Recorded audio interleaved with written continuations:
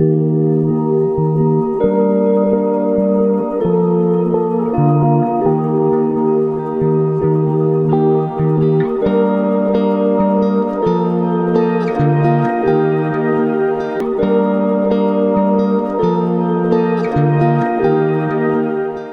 dia.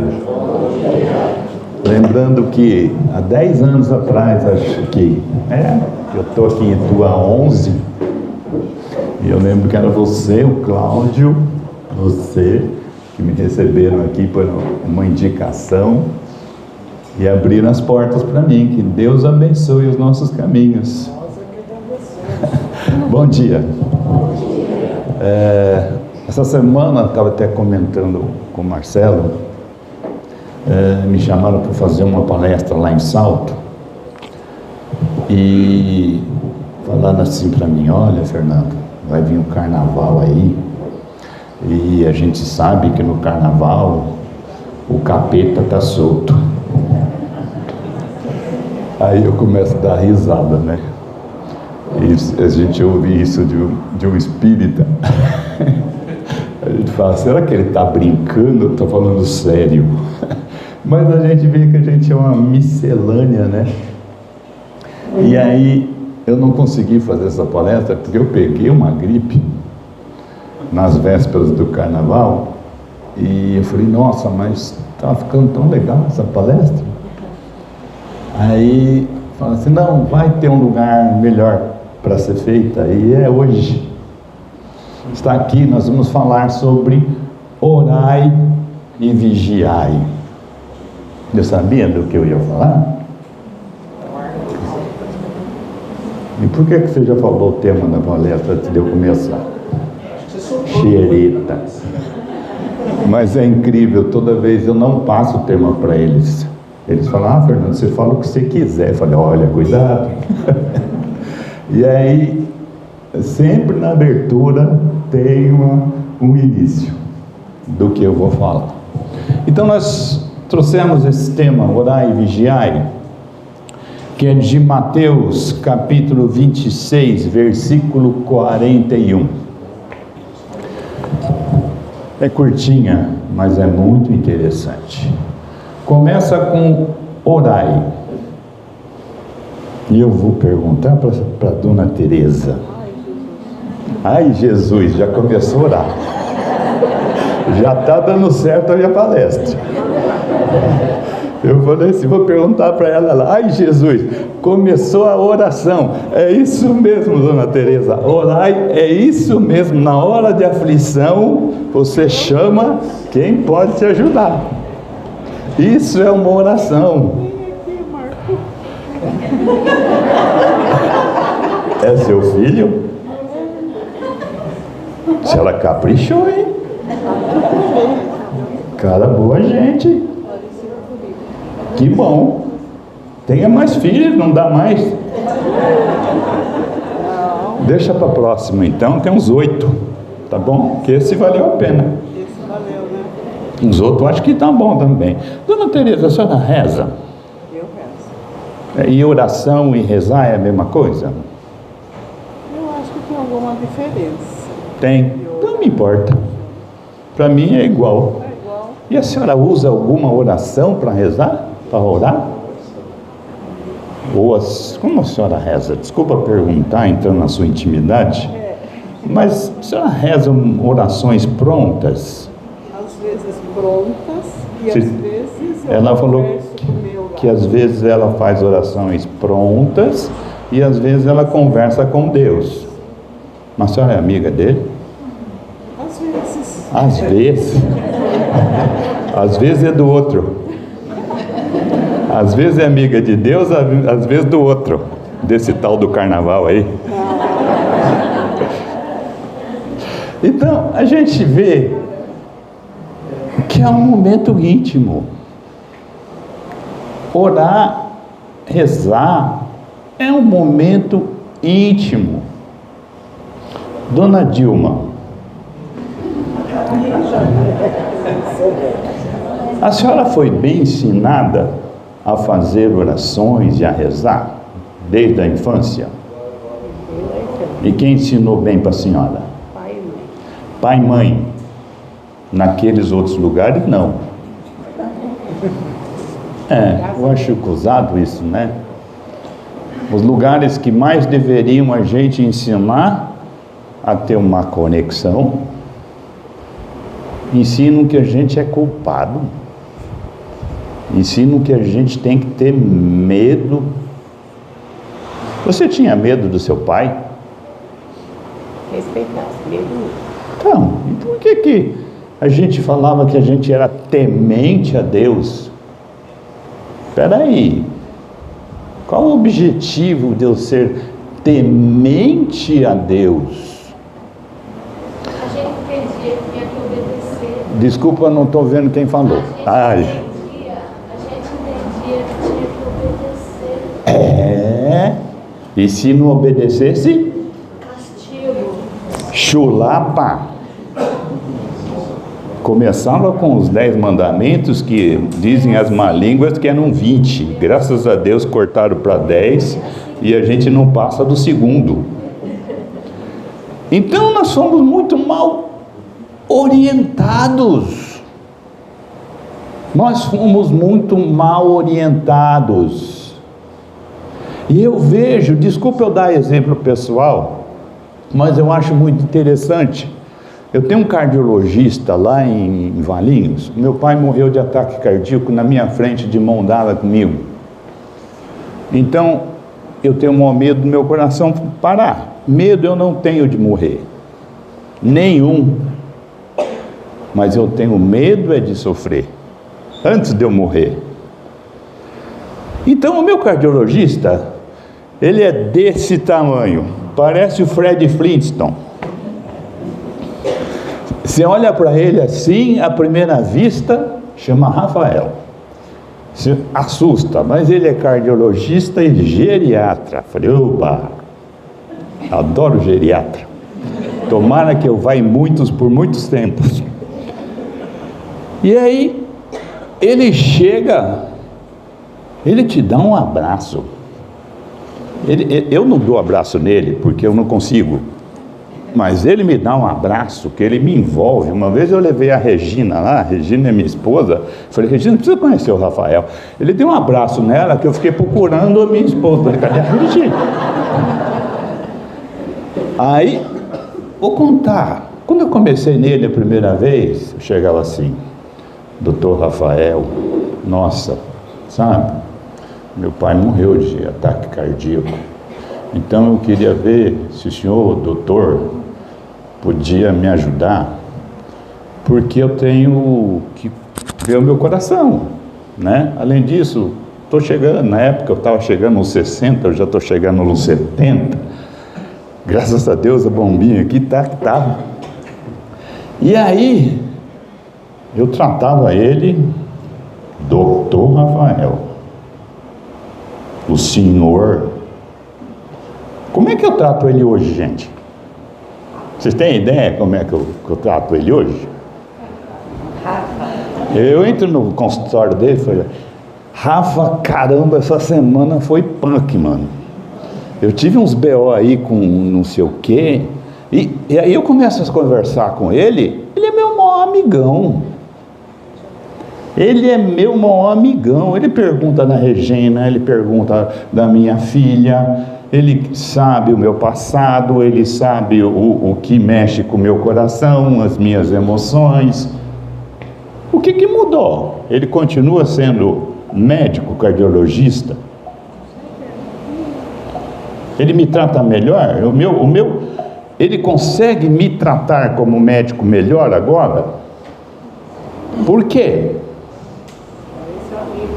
Virou meu amigo? Ou eu virei amigo dele?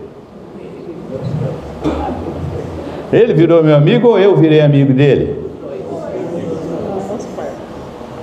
Então, põe ele na figura de doutor. Eu virei amigo dele. Eu me abro com ele. Eu falo para ele o que eu sinto. E ele consegue me tratar melhor como médico. Ele sabe o que faz mal para o meu coração. Quem mudou fui eu. Ele continua tratando igual todo mundo. Tanto é que ele abre a porta assim, tem 10 pessoas lá na sala de espera. Ele fala: ô fulana, como você está? Opa, você, primeira vez que vem falar comigo? Antes de atender as pessoas, ele já é carinhoso. Antes. Então quem mudou não foi ele. Quem mudou fui eu. Isso é orar. Isso, ele, eu nunca perguntei. Não perguntei. Tá? Mas ele sabe que eu sou. E aí, a nossa mudança faz a conexão com algo maior. Mudar. Esse algo maior, que é a nossa inteligência suprema, é a causa de todas as coisas. Chame você o que você quiser, do que você quiser, de natureza, de energia, de inteligência. A nossa conexão com ele não muda ele,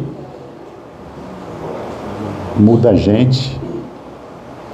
Então é isso que nós precisamos aprender, que o orai é uma conexão com algo maior, conexão de minha parte. E todas as orações que a gente vê, que foram ensinadas, elas fazem a gente se abaixar, ajoelhar e olhar para cima numa distância muito grande. E eu vejo o Dr. Rafael como eu vejo Jesus. Eu abraço ele todo dia. Ele está do meu lado todo dia. Ele não é Senhor Jesus, ele é o JC que está aqui no meu lado. É o cara, é o meu amigo. Isso é o que a Dona Teresa faz, do jeitinho dela. Se conecta. Mas a gente precisa começar a abrir os nossos corações para a gente se conectar melhor. Sabe, Deus não pune. Deus não pune. E no final eu vou dar um exemplo por quê. E a segunda parte, além do orai, é o vigiai. Estou olhando aqui para ver se tem alguma fofoqueira aqui. Que eu quero ver para quem eu pergunto esse negócio de vigiai. Não tem, cara, não tem ninguém com cara de fofoqueiro aqui. Ninguém vigia os vizinhos. Ah, mas você vigia o WhatsApp. Ah, eu sei que você vigia o WhatsApp. Ah, fulana de tal, você viu o que é? Hoje é o TikTok ou o Instagram? Instagram, né? Melhor. Vocês vigiam o Instagram, né? Para ver se alguém... Nós não. A gente já não mexe mais com essas coisas. Mas... o que é o vigiar, gente? O que a gente tem que vigiar? O quê? Nossas tendências. Vigiar nossas tendências. Ah, mas gente do céu, esse cara aqui é um santo. A mãe dele acabou de confirmar. Ele dormindo, ele não faz mal para ninguém. Dormindo ele não faz mal. Nunca vi ele dormindo fazer... Você é sonâmbulo? Então nunca vi ele dormindo fazer mal para ninguém. O que nós temos que vigiar?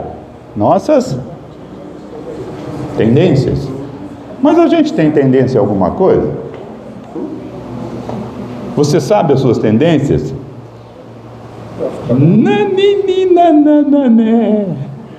A gente, olha, tudo santo, gente. Tudo santo. A gente não sabe as nossas tendências. A gente não sabe os nossos pontos fracos.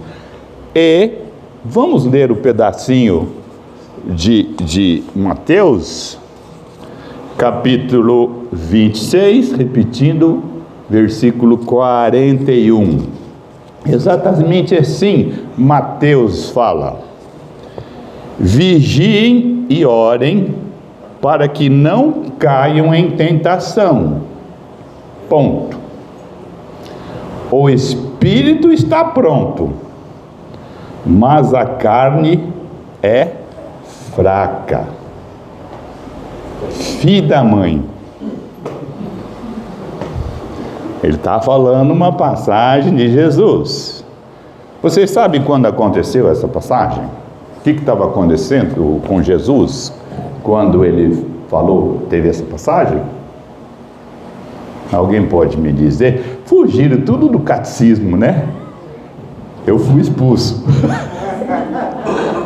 E aí, é a passagem onde Jesus estava em Getsemane, prestes a ser crucificado. Ouviram aquela frase? Pai, afasta de mim esse cálice. Oh, Jesus falou isso? Nossa, será que Jesus falou isso mesmo?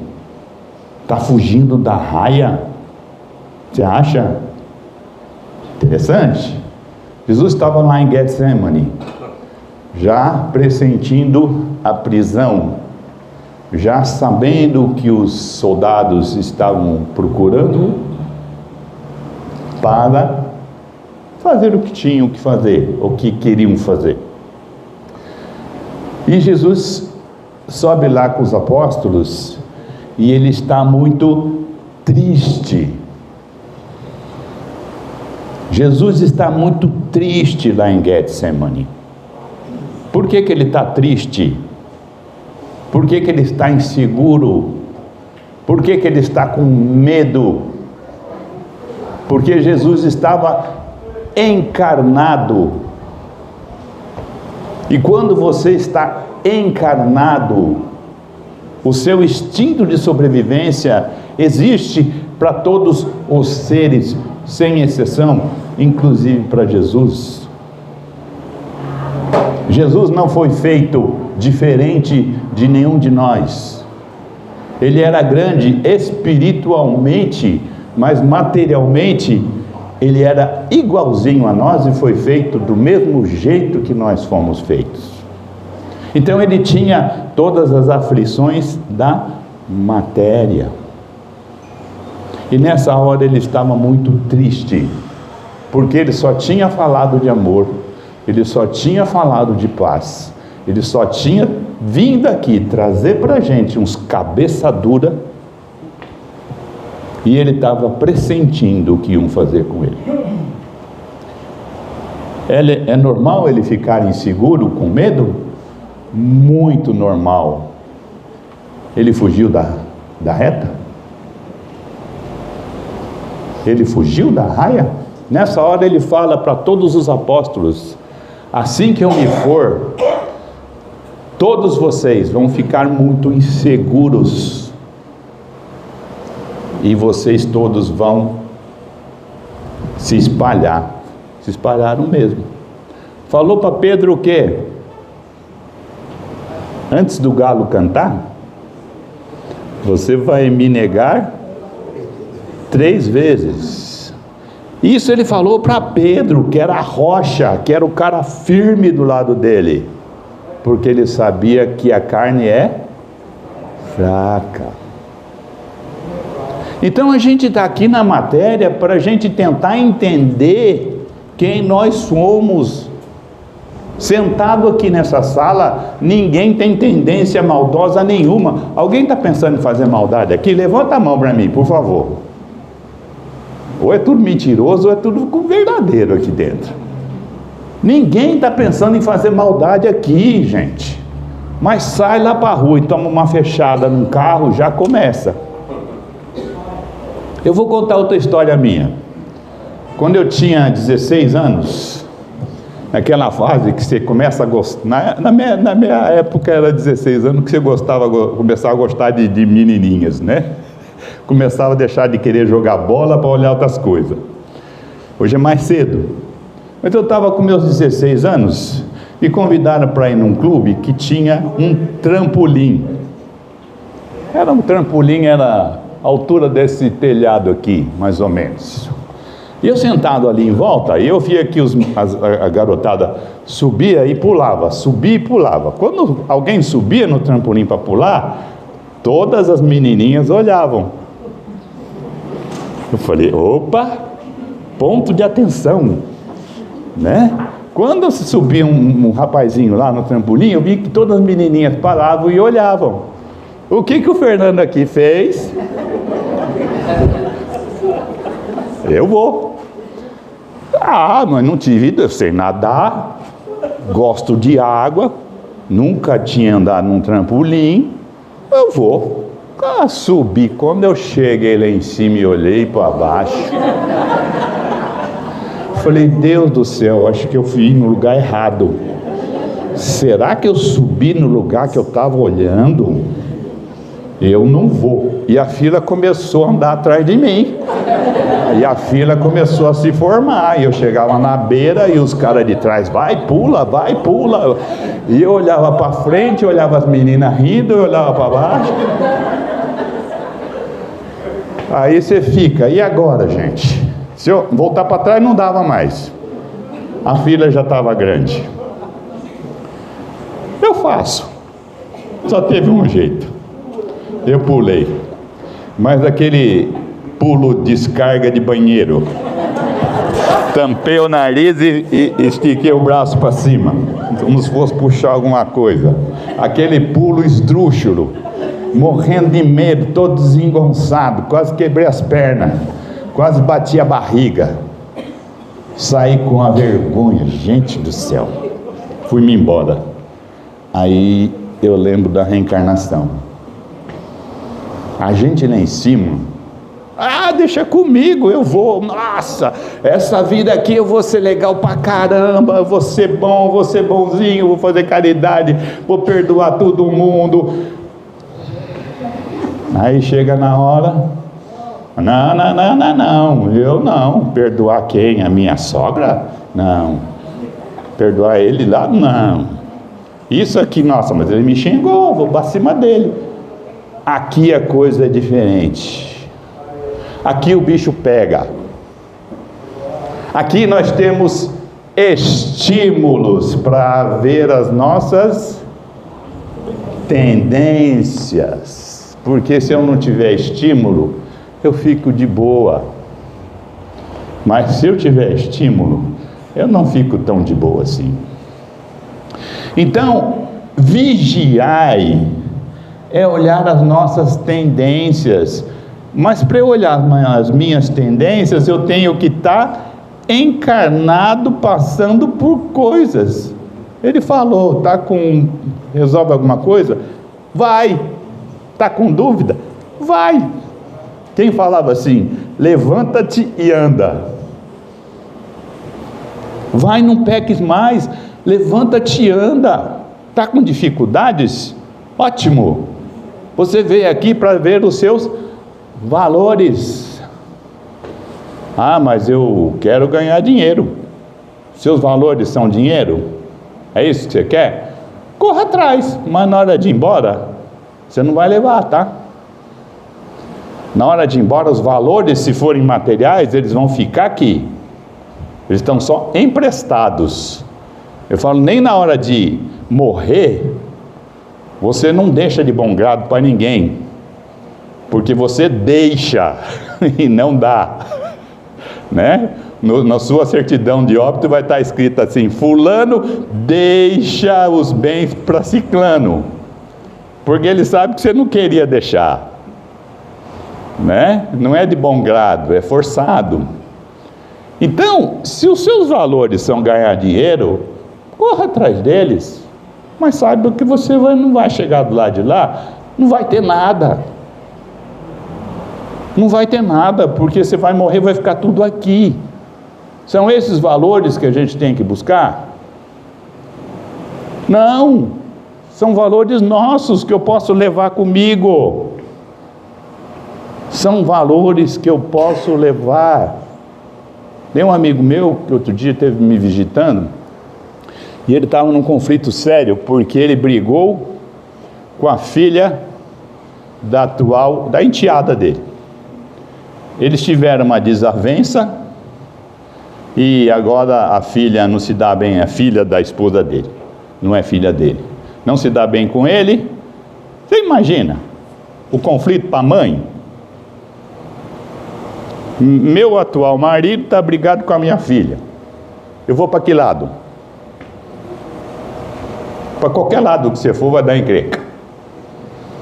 Para qualquer partido que você tomar, vai dar encrenca. Como é que a gente resolve isso? Para quem que a gente pode perguntar a solução para esse problema? Doutor Rafael. Doutor Rafael, briguei com a minha enteada, Este doutor Rafael vai falar assim o que para mim? Fernando, vocês brigaram por quê? Coisa besta, né? Se você continuar assim, como é que vai ser a sua relação com a sua esposa? Se você continuar assim, como é que vai ser a sua relação quando essa menina entra no ambiente onde você está? Como é que você fica quando ela entra? Péssimo. Como é que está a relação com a sua esposa? Ruim. Como é que está a sua esposa? Ruim. O que a gente pode mudar isso? Vai lá e pede desculpa para ela. Eu, doutor Rafael, eu ir lá pedir desculpa para ela? Você mesmo. Quanto custa para você ir lá pedir desculpa para ela? Vai piorar muito a sua vida? Ai, mas o meu orgulho... o seu orgulho vai ficar ferido. Ok, seu orgulho fica ferido. Mas se você pedir desculpa para a filha da sua esposa, como vai ficar a sua esposa? Como vai ficar você quando essa menina entra no ambiente que você está? Tranquilo. Como esta menina vai ficar depois que você pedir desculpa para ela? Se ela for uma pessoa normal. Melhor, um pedido de desculpa, mesmo você não sendo culpada, muda tudo. Estou certo? Certíssimo. E ele está certo? E por que a gente não faz? Uma coisinha simples. Quem?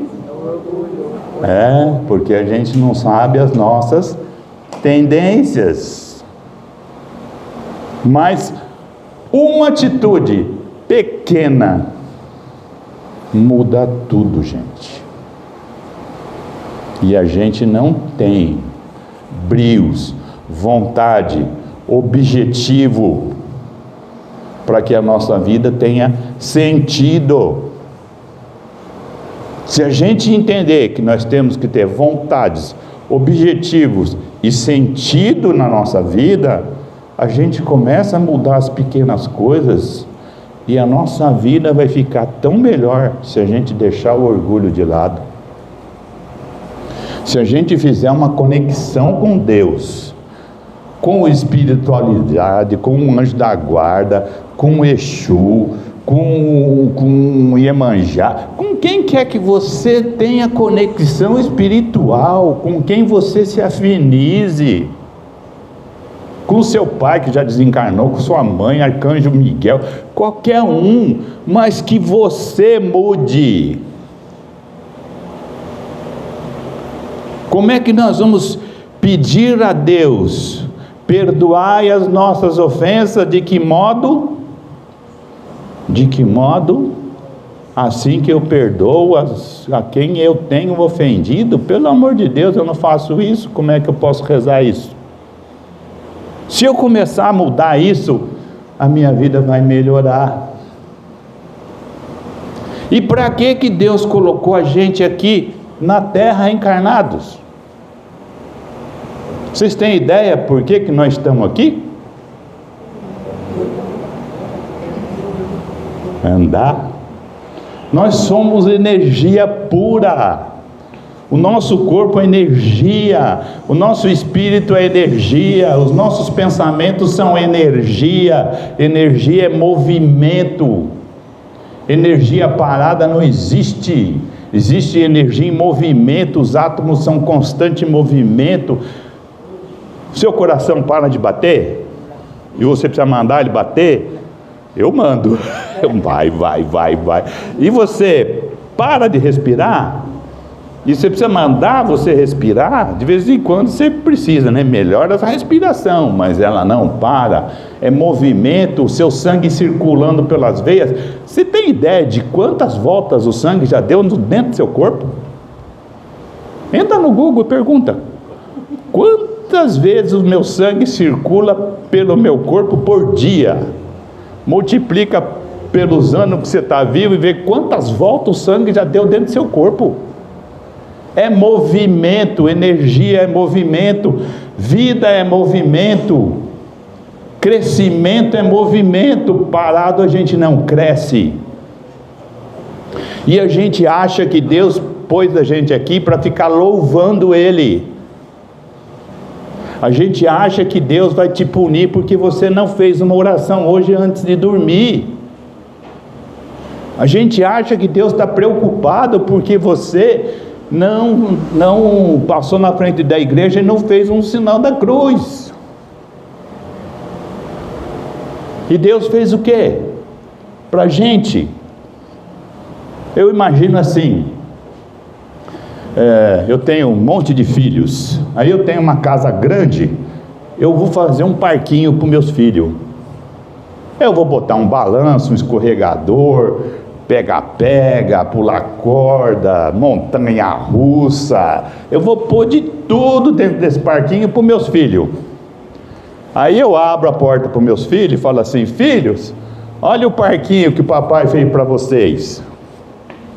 Aí vocês ficam tudo sentados, que nem uns bobos, que nem a gente fica, sentado, olhando o pai que fez o parquinho, e falando assim: ai, obrigado pai, você é legal. Puxa pai, você é muito bom. Puxa pai, que parquinho legal que você fez pra gente. Estão me acompanhando? E o pai aqui na frente olha para vocês e fala o quê? Vão brincar, criançada. Para de ficar puxando meu saco. Vão brincar. Eu fiz o parquinho para vocês brincarem. Não fiz o parquinho para vocês ficar puxando o meu saco, que eu não preciso de puxar saco. Eu fiz o parquinho para brincar. Então, a minha palavra de hoje, junto com meu amigo Dr. Jesus, vamos brincar, gente. Vamos levantar. Vamos ser felizes. Vai ter montanha-russa na nossa vida? Vai! Alguém já andou de montanha-russa aqui? É uma coisa horrorosa. Você está arrebentado. Mas a criançada fala o que para vocês? Depois que acaba de andar na montanha-russa: vamos de novo, vamos de novo. Dá para entender o ser humano? Dá. Ele precisa de emoção. Ele precisa de estímulo.